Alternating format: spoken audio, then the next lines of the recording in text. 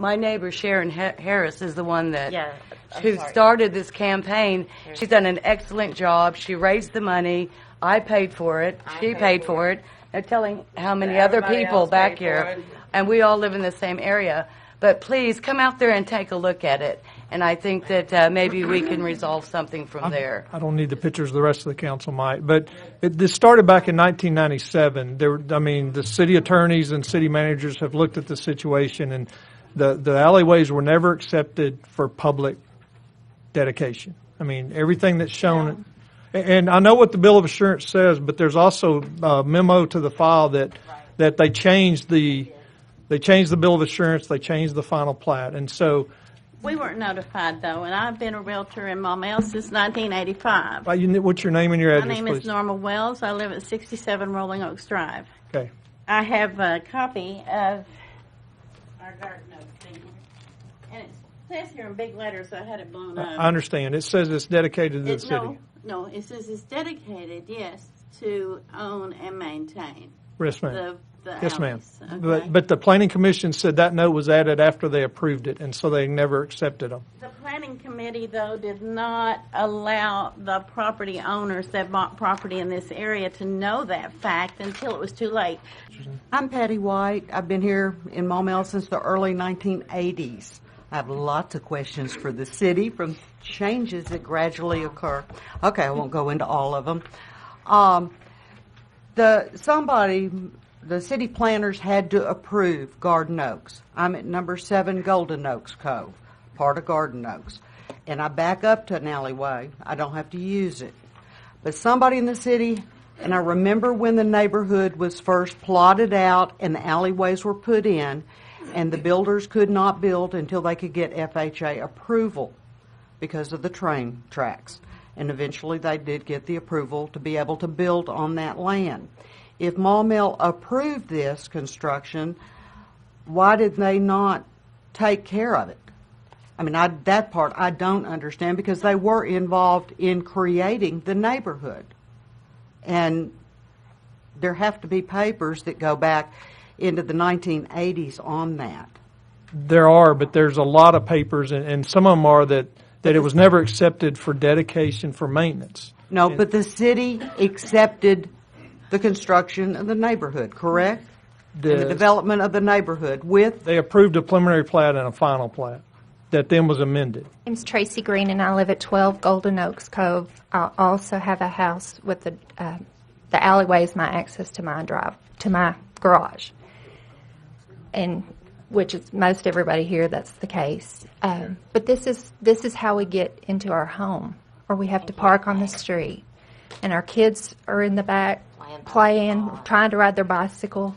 So I just asked you, please think about that. I understand all of this. I've been here for 18 years. I've lived in the same home. One of my house was one of the first ones built. So I've seen all these houses built, and I've seen the big concrete trucks driven and break up the thing. We actually videoed the ones right behind my house, and the builder fixed them. But I'm just saying, if it were your home and it was your driveway to your home and you live in the city, you would hope that someone would take responsibility for it. And I'm an accountant, so I understand the numbers. I understand it's a lot of money, but it is how we get to our house. So please keep that into consideration. And so putting together a POA where I live is maybe not hard. But in some areas, it's not easy either, because and I'll be honest with you, some of the most livable, affordable housing that I've ever seen with a bad situation. And thanks to Preston Lewis, I saw a situation as deplorable. I went out with him to see it. Have you been out? If you haven't been out, you need to go. You got to walk it to believe it. Look at the pictures. Pictures tell a lot, but nothing like walking out there.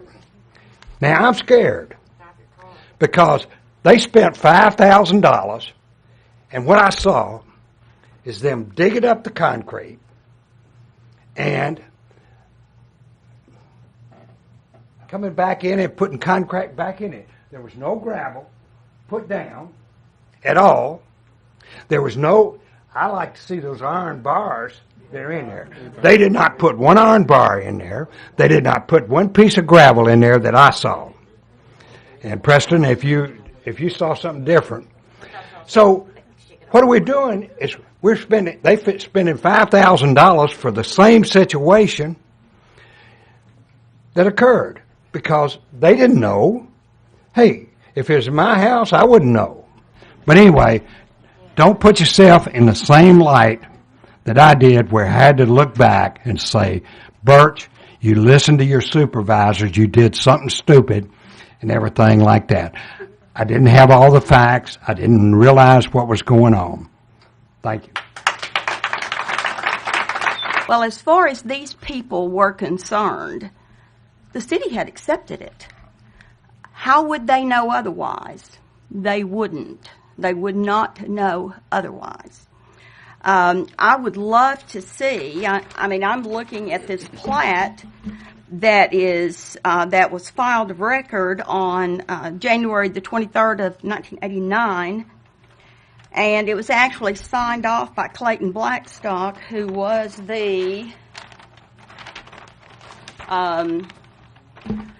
chairman of the Maumelle Planning Commission. Now, there was a little difference in time here, and I hear the mayor say that after he had signed off on it, that this note was removed. Was added. Was added. That's what they're saying. Okay, so after Clayton Blackstock signed off on December the 6th of 1988 until it was recorded of record in January of 89, this note was added. Do we have a copy anywhere of the... I don't have it. Every plat that I have, and I have boxes of them, every plat that I have shows that the common public property and rear access alleys are dedicated to the city of Maumelle to own and maintain. And that is on the final recorded plat that Clayton Blackstock signed off on. Getting on to a couple of points here, the part about this that concerns me is, and I read, Mr. Mayor, your memo, it seems like we have gone through this exhaustive effort trying to unearth all of the reasons in the past why we haven't done this. I feel like we've worked harder in trying to find reasons why we can't do this than rolling up our sleeves and doing it. And right now, I want to approach this just for the record because some of the past documents and some people that are critics that say, well, that's their issue, will say, well, they need to get a POA together. I want to talk about just the economics of that for just a moment. Now, first of all, we have to acknowledge that for 20 years, all attempts to try to get a POA have failed. So let's just throw it out for a moment and say that we can get one together. There's about 123 developed lots in Garden Oaks. 40 of them have exclusive access. So by some measure, let's say that you're able to get 60 residents. You get 40 of all those that have exclusive access and then 20 very kind souls, and we've seen some of them this evening, that are legitimately concerned about their neighbors. At $100 a year for 10 years, you get $60,000. $5,000 was spent last week for 4% to repair. And I don't care about all of the back history other than perhaps some of the legal issues here and some of the optics. It doesn't matter now. What we have is a blighted area. We have some beautiful homes there that are suffering considerably. And the whole time we've been sitting here arguing about this, since I've been on the council for all these years, not a single inch of Garden Oaks has been repaired. It, floored me that this council a few months ago considered approval of a process to say we would like to seek federal grants for a walk trail behind Garden Oaks. I viewed that as insulting. Yes, that would be back there behind the train tracks.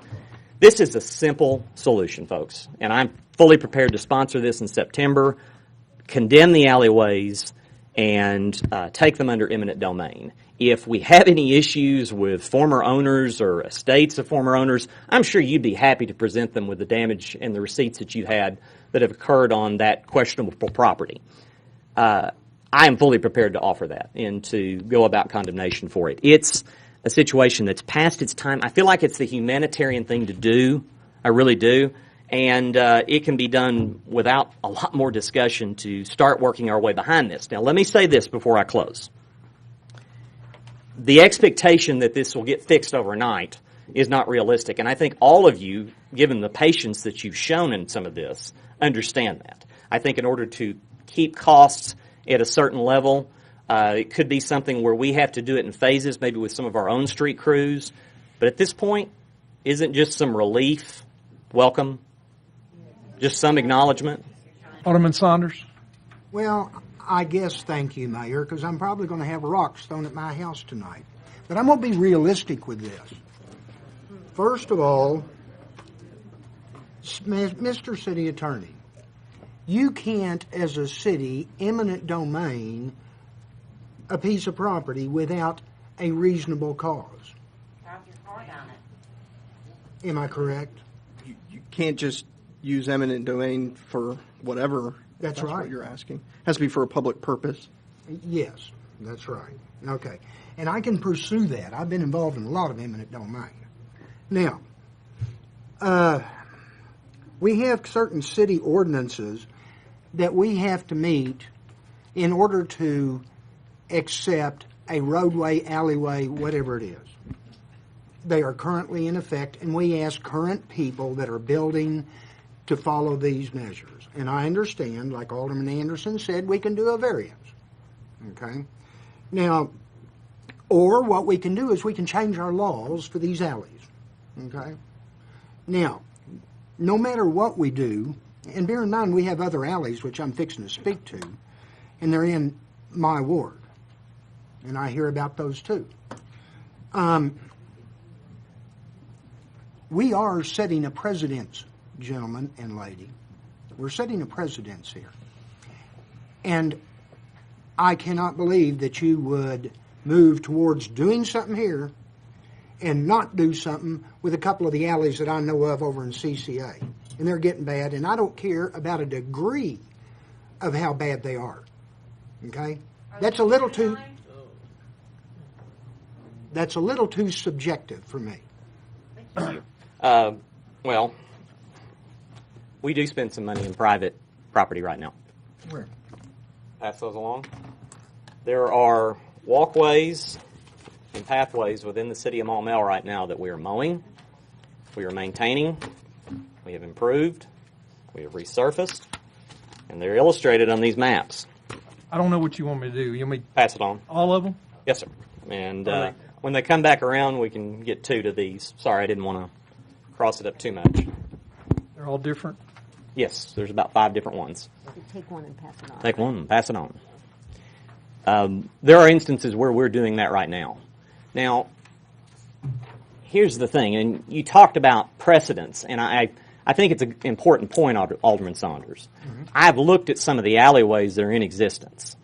Now, you take Maumelle Valley Estates, they're in pretty good shape. They've got a very robust POA.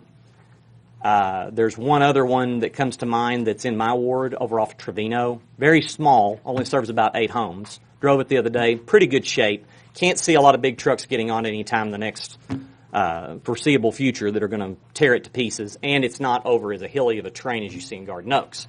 You're right, though. CC of A is a powder keg waiting to be in this exact same situation if something does not change. That is part and parcel last year why I tried to have this discussion about consolidated billing with the water utility. Now, the nice part about this is that there is the possibility that we may be embracing a relationship with Central Arkansas Water. If that is to occur, right now what you have in CC of A is one POA that covers the whole area. They get $50 a year. But in their bills of assurance for Solange Forest and the streets that are private drives in that area, the alleyways, and Village Way, they have to have a separate POA set up to raise those funds. That has not happened. The onus is on the developer to do that, and given the battle that it took to get placed just the singular POA, it may not happen. So in 20 years or 10 or whenever, you may see the same situation with Country Club of Arkansas. The solution is in something called Legislation Act 1090, where the city of Maumelle can go out there, take friends and neighbors, you gather 25% petition signature of an area to set up a defined urban services district.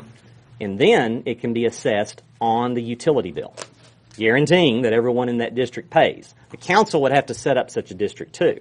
But it can be set up for maintenance of roads, public safety, lighting, signage, all sorts of different things. The good news for Country Club of Arkansas is that they have time. They have some time to do this. And if those steps are done, I think sometime in the next 2 to 3 years, you will forestall that. It's too late for Garden Oaks. That ship has sailed. As evidenced by the amount of money that I showed earlier, even if you got that POA established, you're fighting an uphill battle. These folks have waited long enough. We are doing work on city property right now. The solution is simple. Condemn them in the same fashion that we condemned a house over an REL because it was a unsightly, dangerous thing. These are unsightly and they are dangerous. We didn't go to the Country Club of Arkansas POA and say, well, gee, we don't own this over here, so the POA should clean this up. No, we did the right thing in that instance. I, again, see the issues and some of these estimates that we had from several years ago. Yeah, that's getting in there and, knocking it completely apart and trying to do it based on some of the specs we do our streets. A little different here. Let's use our own crews. Let's do this in moderation. Let's do it with some time, but let's do it. We have precedents where we are doing things on public property. We have a solution going forward for some of these other areas, or they have a solution in place. It's time to do the right thing. I want to say one thing. We don't do concrete finish work. We never have as far as any of the work we do. We do hire that out. So we could do the removal, but we don't do the concrete finish out. So you're saying we could do it all in-house. We can't do it all in-house. So like over on, and just to be clear, Mr. Mayor, this is not confrontational or anything, but over on, hang on. No, it has to be concrete. We'd have to rebuild the whole street, put curb and gutter in there if it's asphalt. So we got to if you're going to do it, it's got to be concrete. So when we did the concrete work recently on Club Manor, that was brought in from outside folks? On Club Manor. Yes, sir. No, that was not. That was done by us. That is correct. But most of the time when we do a sidewalk and everything, that was a small strip that's 30 foot long. But when we do like sidewalks and everything, the sidewalk that was put in front of the fire station, that was done by a finished crew. What's the difference then, explain to me, between the work we did on Club Manor and repairing that concrete versus Garden Oaks? Well, okay, we can do it in-house. We normally don't do a large project like this because, yeah. I agree. Don't do it all at once, Yeah. just offer relief. Yeah.